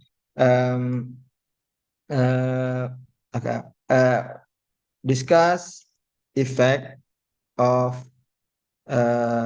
tannic acid coating on membrane, misalkan ya, membrane surface contact angle. Saya mau nambah referensi di bagian yang tadi itu. Ini mau nambah dataset ya. Oke. Kemudian saya setting di sini. Saya mau yang terbaru jadi 2020 saja. sampai sekarang 2025. Kemudian ini 5 saja yang terlalu banyak. Nanti oke 5 saja. Kemudian ini saya bikin short. Jurnalnya karena saya tahu ini ya, saya tulis Journal of Membrane Science. Ini kemudian saya bilang separation.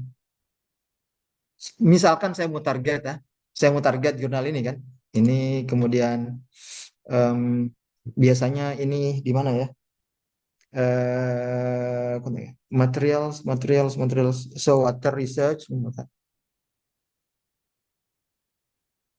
Oke, saya hanya ngambil dari tiga jurnal utama ini.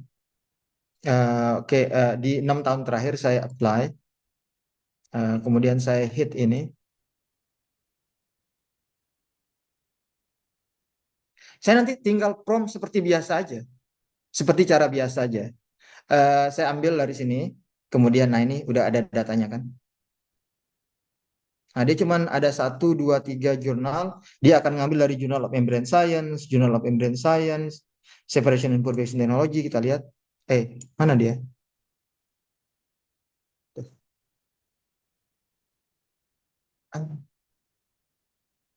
Saya klik apa tadi?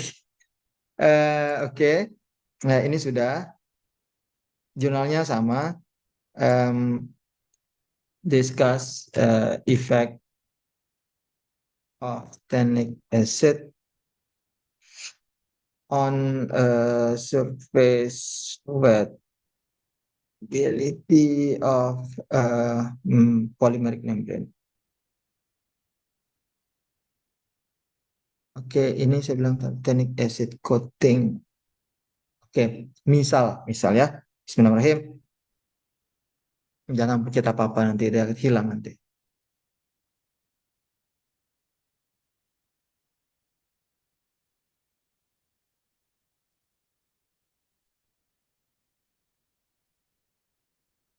Nah, cara saya nyari tadi itu memang saya limitkan, saya memang sedikit kecil. Nah, nanti saya akan prompt hanya bagian yang tadi. Nih, saya akan ambil ini. Terus saya akan prompt bagian yang khusus tadi ini aja nih. Oke, ini ask GPT. Oke, expand the discussion by citing provided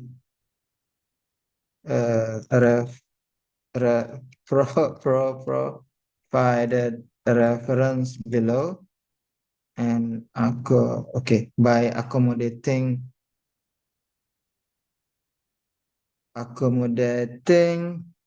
literature statement below and citing provided reference. Oke, ini literature statement. Oke, ini saya sudah expand discussion. Saya bilang ini misalkan 300 words. Oke, nah ini prompt hanya bagian tertentu dari teks yang sudah diproduksi oleh GPT. Makanya ini enak. Ini kayak misalkan barang sudah jadi, tinggal kita jahit, kita rubah gitu. Ini coba Bismillahirrahmanirrahim.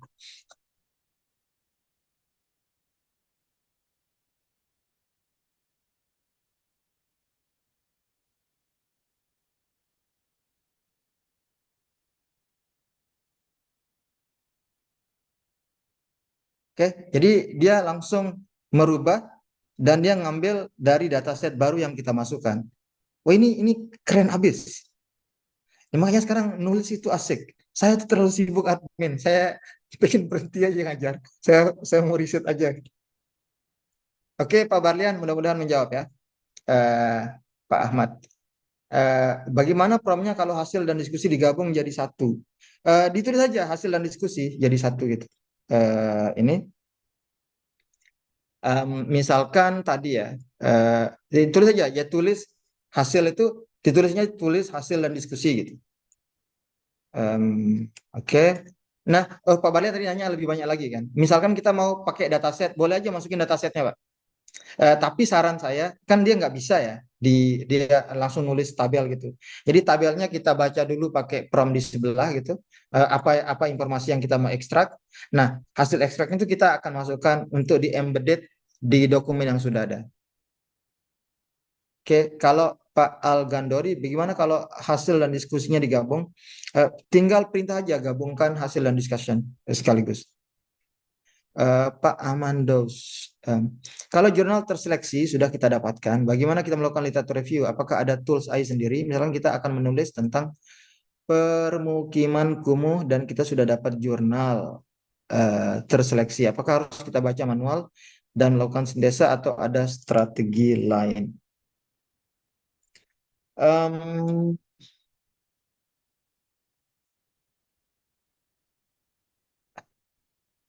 Sebentar dulu ya. Ini panjang jawabannya.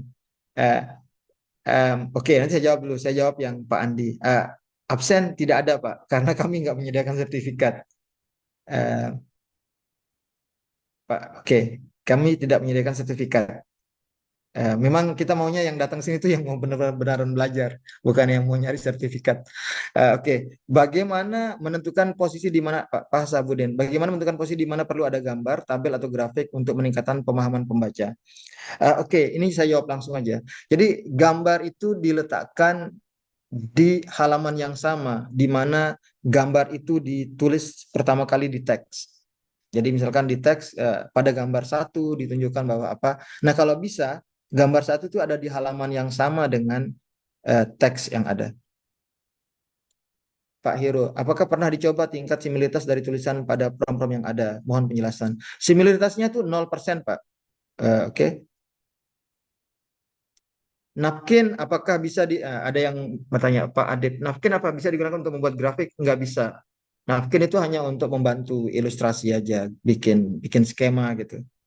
Kalau mau pakai grafik silahkan pakai data analitik yang di GPT. Oke, Pak Ernestus Holyfield itu mau kemarin dijanjikan buat book chapter. Apakah boleh ditemukan? Ya, itu saya ingat itu. Pak Chandra, Prof, kalau akun AI-nya saring jadi tidak aman, tapi kalau mandiri sangat mahal. Pak Chandra, di GRA itu ada namanya eksklusif 5, eksklusif 5. Jadi memang hanya dibatasi per 5 orang saja dan kita buatkan grup. Jadi hanya berlima. Sehingga manageable lah. Oke, carilah kalau bisa jadi member teman-teman yang dikenal gitu. Dan so far itu nggak ada masalah dengan bikin kelompok kecil. Karena memang kalau AI-nya memang mahal sekali jadinya kalau kita harus bayar sendiri. Itu Pak Pak Ernestus sebentar lagi ya.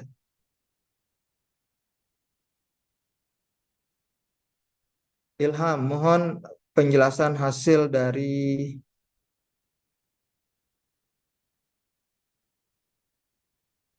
Oke, ada yang bawah ini.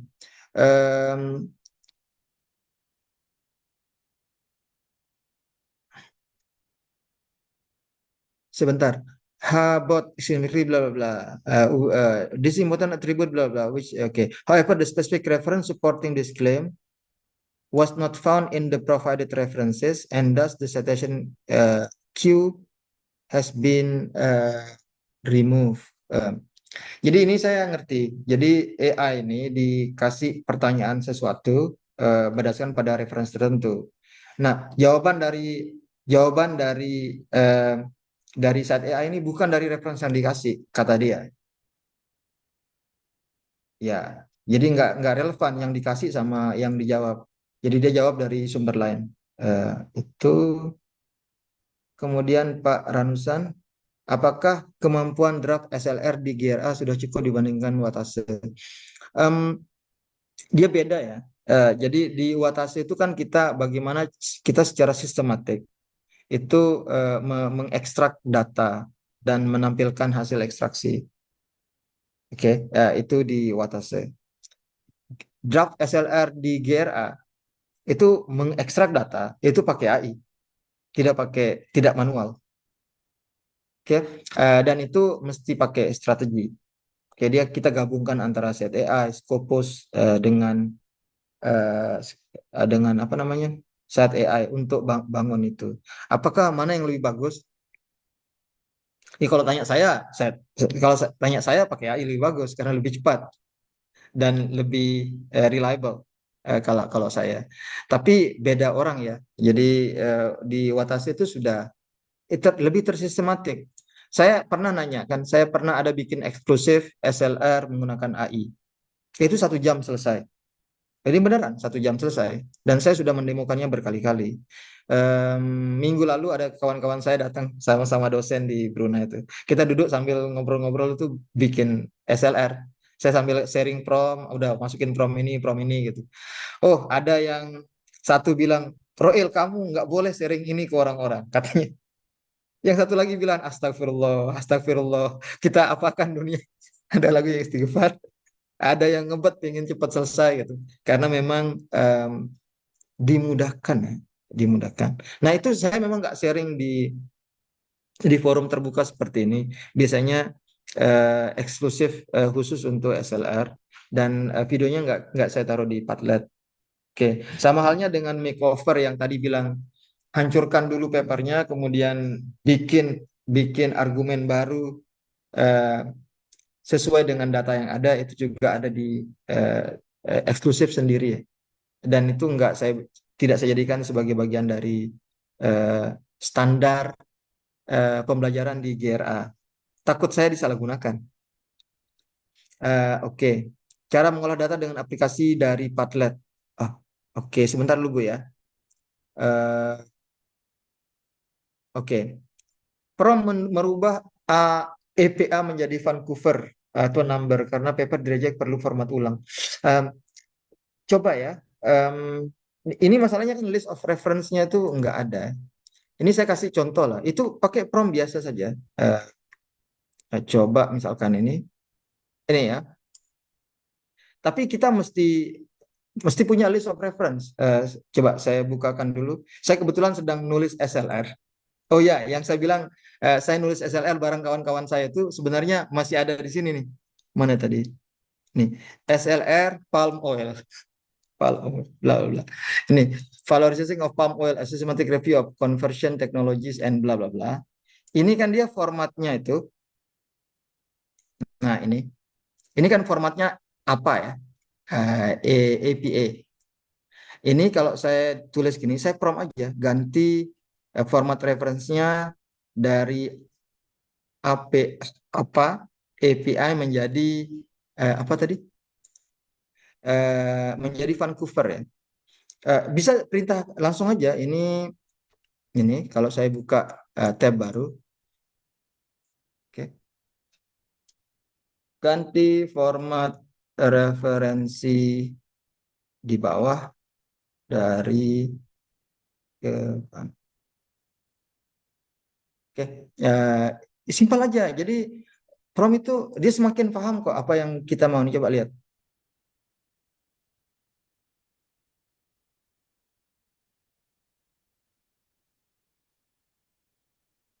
Nah, ini kan udah langsung jadi nomor ini. Cuman nomor mana ke nomor berapa itu nanti kita harus prompt secara keseluruhan. Kemudian kita suruh dia susun ulang referensinya. Caranya gitu. Dia memang agak panjang prosesnya, tapi jauh lebih singkat dibandingkan dengan kita kerjakan manual.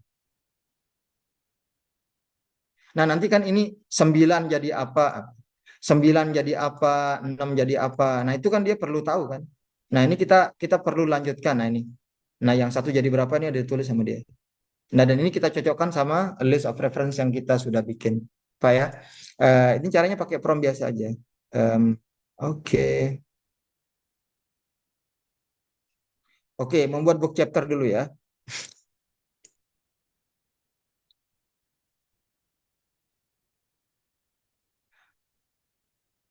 Oke, sebentar dulu ya. Isnanda. Saya Isnanda dulu, baru saya demokan sedikit dengan book chapter. Book chapter itu nanti saya mau bikin, saya demo dulu biar saya tunaikan janji saya tuh. Um, tapi saya jawab Isnanda dulu. Misalkan bagaimana caranya kalau kita sudah nyari? Kalau kita sudah nyari, misalkan kita mau sintesis, mau nyari informasi itu, kita bisa ini. Jadi ke saat AI. kita bisa bikin namanya dashboard. Wiki produk ini namanya dashboard. Misalkan dashboard ini. Nah, ini tadi kemarin saya bikin itu palm oil waste. Jadi semua referensi yang saya gunakan untuk bikin literatur review yang tadi itu saya taruh di sini. Oke. Caranya adalah kita cari dulu literatur di Scopus. Lamaan nanti kita.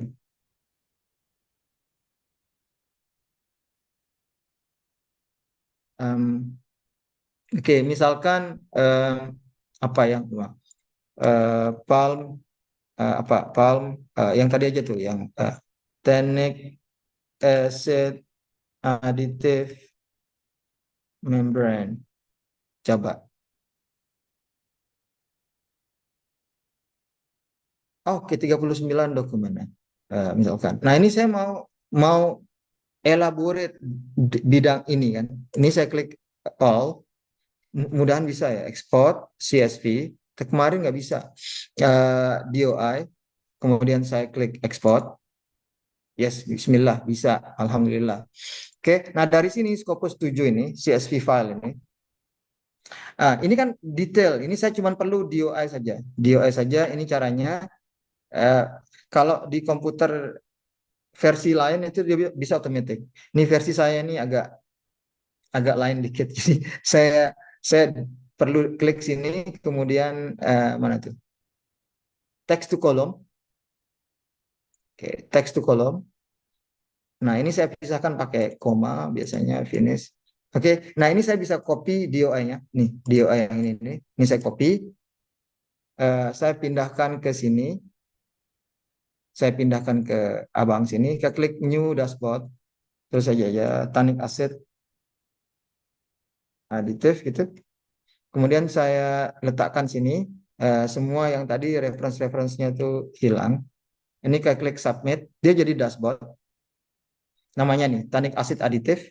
Nah, ketika saya mau menarik informasi, saya bisa klik sini. Kemudian saya bilang, oke, klik new, set. Nah, di sini ini saya buang. Sekarang tadi kan berarti saya buang, tadi saya limit pencariannya tuh di hanya jurnal-jurnal yang saya tulis. Nah, di dashboard ini saya bisa limit hanya sini. Oke, apply. Ini mungkin saya bisa jadi 10 atau 10 gitu.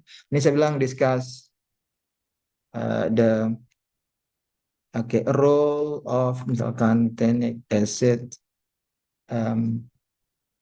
for membrane application. Contohnya. Nah, nanti dia akan nyari jawaban itu dari literatur yang sudah kita batasi tadi itu aja. Nah, ini mungkin menjawab pertanyaan itu dia udah nanya berkali-kali, saya diburu-buru ini. Pak Ahmad, rekaman itu SLR. Enggak, nanti. Enggak, saya nggak mau janji. Nanti kita buat eksklusif aja SLR. Mengolah data dengan AI. Kalau di Scopus AI ini Pak Adib, Scopus AI bisa juga nggak ya bikin dashboard seperti di site. Itu belum ada. Apakah ada video untuk sesi menggunakan Prom Makeover Plus, Pak Roni? Itu ada di batch 7. Ini kan batch 7. Ada di batch 6, sesi 2. Atau sesi 1 tuh, Makeover Plus ada. Dia tuh lebih rinci. Kalau sekarang ini kan saya lebih ke open discussion. Ini kan drafting plus aja belum saya kerjakan, ini tiba-tiba udah banyak kali pertanyaannya. KRA nggak ada link YouTube tapi kita tidak share. Pak Ida Bagus Ari, kita tidak share videonya. Videonya hanya dipakai di internal. Nah, ini saya mau tunaikan janji saya. Bikin book chapter ya. Ini saya nggak punya slide dan saya nggak pernah punya slide untuk book chapter ini. Oke. Caranya itu mirip dengan menulis biasa ya. Gimana caranya? Sebentar dulu ini Scopus. Karena saya nggak di kampus, saya nggak bisa masuk ke Scopus AI. Sebentar ya, saya stop sharing dulu. Atau saya bikin biasa aja. Ini sebenarnya sebenarnya cara bikin book chapter paling enak itu pakai Scopus, Scopus AI, Scopus AI. Sebentar dulu. Eh, nggak ada. Scopus AI.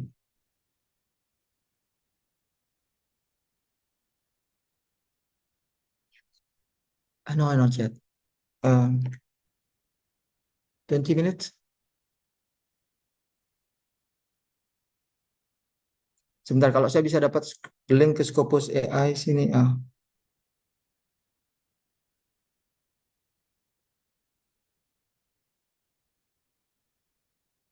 Book chapter itu paling bagus. Apa? Privacy. Ini Scopus AI saya mati karena ini di rumah. Sebentar. Which Scopus bla bla. Scopus AI. Pakai yang Padlet, Prof. Pakai yang di Padlet ya. Sebentar ya. Hmm.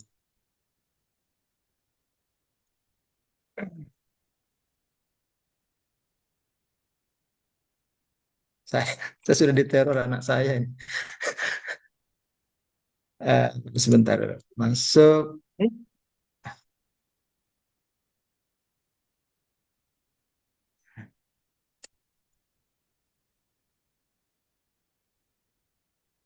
Saya login sebentar ke Scopus AI, Pak ya. Siapa? Kan kamu yang bisa menangkap nyamuk sedunia. Ayo, aduh.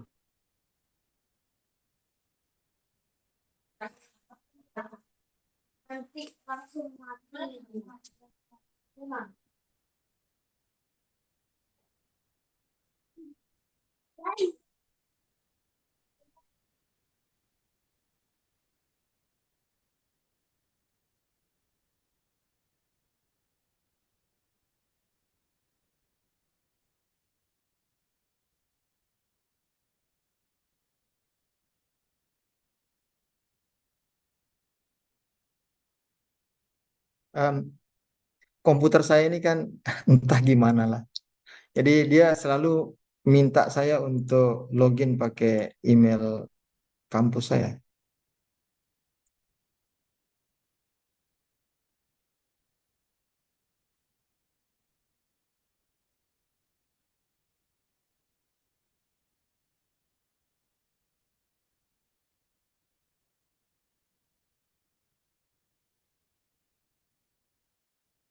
Pakai profil Chrome baru, Prof. Profil Chrome baru. Hmm. Ya, guys gitu. Jadi yang biar Biar dilupakan semua ya. ya ya. Gimana caranya? Add new profile, open guest profile. Pandai lah. Mantap ini Mas Nur ini. Karena saya kadang campur-campur juga. Iya, yang penyampur jadi entah kemana dia.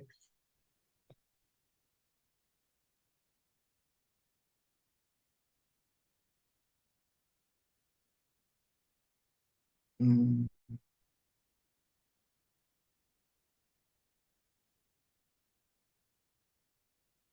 Chrome baru. Apa di Chrome saya otomatis masuk, Pak.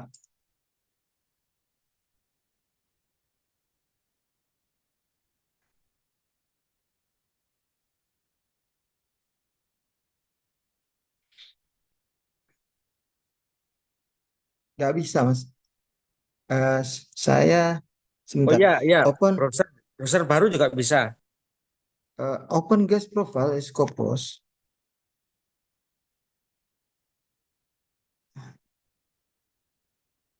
Eh,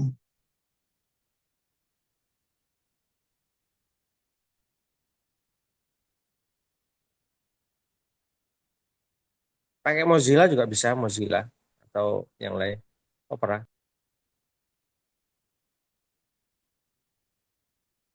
oh, bisa kayaknya nih pakai guest.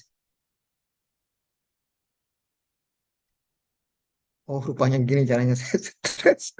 Saya marahin, saya marahin ini saya Saya juga berkali-kali itu. salah. Saya blok. Dia selalu lari balik ke ini, Mas. Skip kan ini.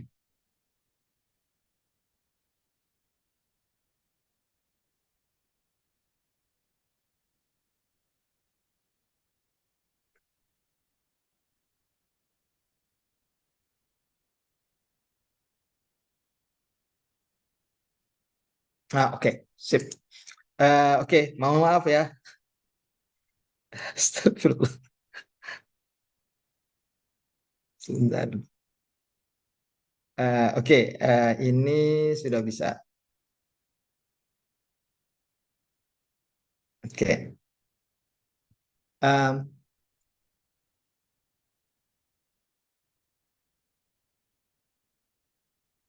oke, screen saya sudah kelihatan lagi. Hilang lagi.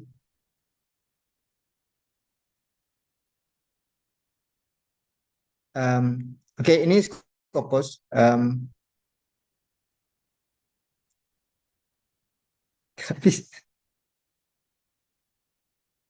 nggak bisa saya. Eh, nah, jadi saya sarankan untuk bikin book chapter itu sebenarnya paling enak itu dari pakai Scopus AI. Karena Scopus AI, hmm, gimana caranya ya? Eh,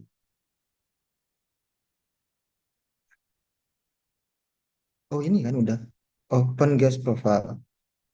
Oke. Kemudian kalau saya klik sign direct, ini kalau saya klik search, oh ini sign direct. Scopus.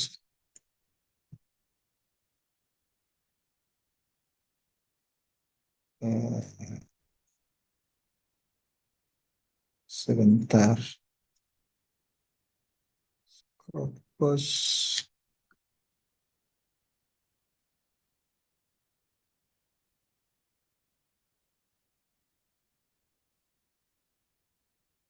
Apa ini?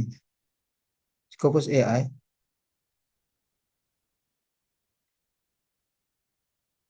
Ais,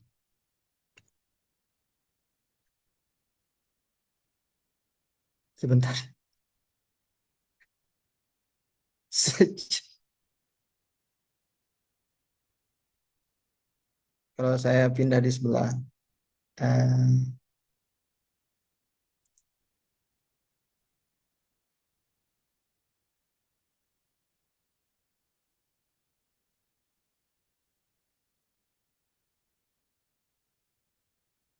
oke, udah kelihatan nih. Scopus AI. Alhamdulillah. Thank you, Mas Nur. Oke, Scopus AI ini yang paling ini simple. Oke, misalkan kita klik sini. Karena dia ini, oke, saya akan bikin book chapter. Temanya sudah kelihatan ya. Kelihatan ada Scopus AI. Silakan login pakai email yang ada di login GRA. Login saya malah nggak bisa nih kampus saya. Harus harus saya di kampus baru baru baru baru keluar. Misalkan saya mau bikin ini, oke, judulnya misalkan kalau book chapter itu kan temanya general. Eh, Temanya general. Jadi eh, mulai dari pertanyaan general. Kita bilang mana? Eh, nah, kita mulai bilang dari ini. Eh, oke, discuss. Mulai ya. Pertanyaan umum aja. Discuss. Ini saya sih sukanya pakai tanda petik. Nah, Scopus AI ini dia cover em, reference dari 2003. Oke. Em, ini kalau saya klik ini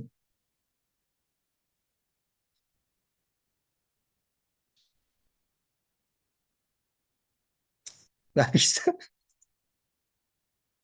Tuh kan saya di ban karena saya di Brunei. Eh, Nantilah Pak ya. Nggak sempat ini jadi. Waktunya sudah terbatas. Nanti saya demokan lagi. Saya janji lagi besok. Besok ada ini. Besok mungkin itu materi utamanya itu karena merevisi sudah ada. Em, saya demokan besok book chapter. Tapi basisnya tuh Scopus AI. Ya itu lebih apa? Dia sudah. Jadi kalau di Scopus AI itu dia sudah langsung the trees of knowledge-nya tuh langsung dibikin sama dia. Sehingga ketika kita bikin book chapter itu tinggal kita ambil-ambil saja. Tinggal kita ambil sebagai bahan awal, lalu tinggal kita kembangkan menggunakan GPT. Nah, cuman ini waktu sudah mepet, jadi mohon maaf. Ini entah kenapa ini saya di ban, nggak bisa tadi.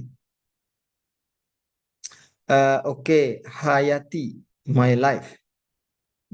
Bisakah menjelaskan cara mengolah data dengan aplikasi dari Padlet GRA? Em, Pak Ahmad juga tanya book chapter. Oke, nah sekarang saya mau tunjukkan ke Bu Hayati. Oke, di GRA itu ada GPT yang powerful. Oke, di GPT-nya itu ini di semua GPT ada, tapi karena kita punya GPT Teams, jadi eh, lebih lebih lebih kapasitasnya lebih bagus ya. Ini kalau kita buka GPT,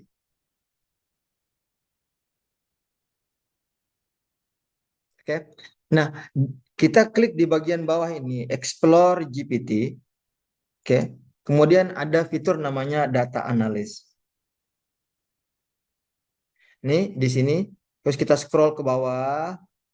Nah ini, by ChatGPT, kemudian Data Analyst. Nah inilah satu-satunya GPT yang reliable untuk bikin gambar dari data.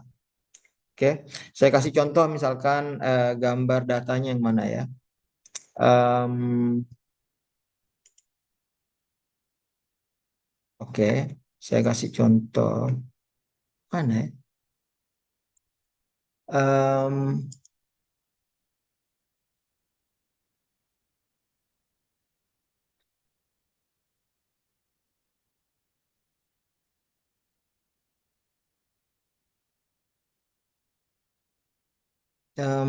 saya carikan gimana saya punya data ya? Oh, buka sifat punya data ya kalau nggak salah. Oke, em, ini saya enaknya dia tuh dia bisa memahami data ya. Jadi upload sini, klik kemudian kita cari misalkan ini, oke.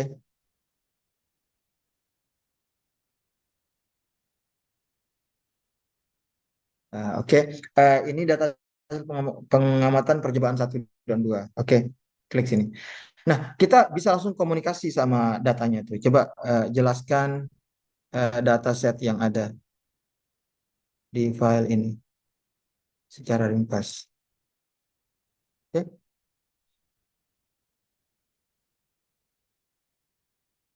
Oke, unggah cuplikan data atau strukturnya, bla bla, berikan bla bla. Nah ini, dia sudah bisa lihat. Terus, cuman ya gini karena datanya tuh unstructured ya, jadi nggak struktur. Jadi dia bingung juga. Ini nggak ada nama, nggak ada nama, nggak ada nama gitu. Jadi kita perlu tambahkan. Oke, sarankan, misalkan, sarankan visualisasi data.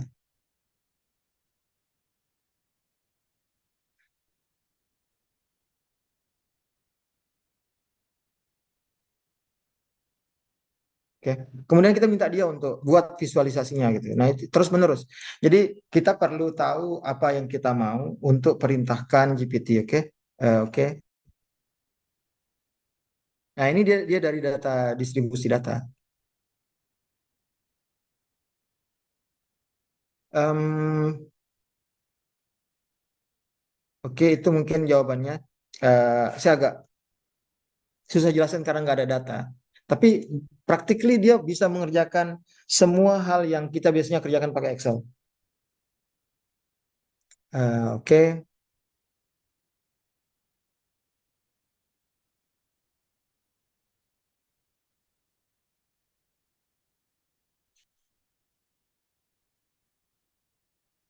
Sebentar, Aulia ngasih saya link Scopus. Bisa nggak saya langsung masuk?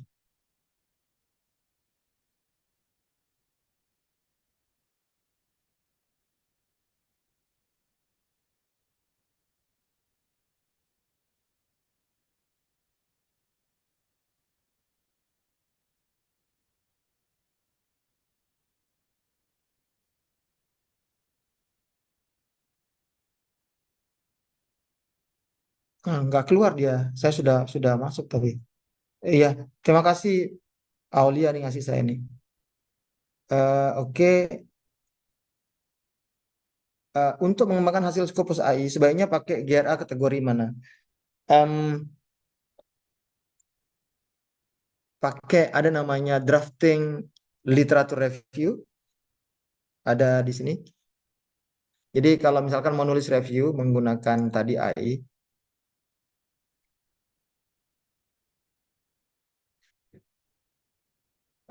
oke, sebentar saya jawab ini dulu satu. Nah ini kan ya.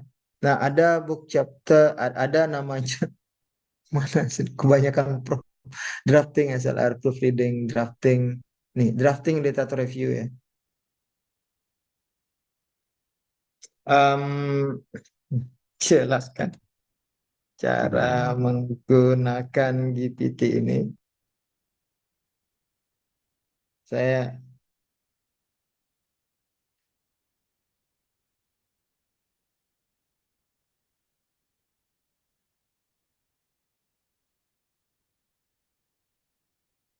nah ini ada harus saya contohkan ini karena perintahnya itu tersembunyi kan. Saya nggak bisa jadi karena besok saya juga nggak bisa login. Saya demokan tidak pakai Scopus AI lah, biar lebih mudah. Pakai yang ini Pak, drafting literature review. Harus nyari videonya, berat juga ini. Aurelia, bisakah menggunakan jurnal lainnya seperti IEEE untuk membuat book chapter di Scopus? Ya asal IEEE terindeks Scopus itu bisa. Oke. Oh Pak Ernestus, buku tentang patologi nggak bisa di demo Pak, nanti nonton di videonya aja ya. Eh, Pak Rona, izin bertanya, untuk ChatGPT GRA saya bisa dapat di mana? Ini bisa di gra.letpam.com. Oke, mungkin sampai sini saja dulu ya. Walaupun saya nggak bisa selesai materinya ini udah jam 9, jam 10 di sini. Saya mohon maaf yang tadi masalah book chapter itu, permasalahan teknis. Mungkin saya jadikan materi pertama besok lah. Oke, karena materi besok itu banyak ke revisi sebenarnya.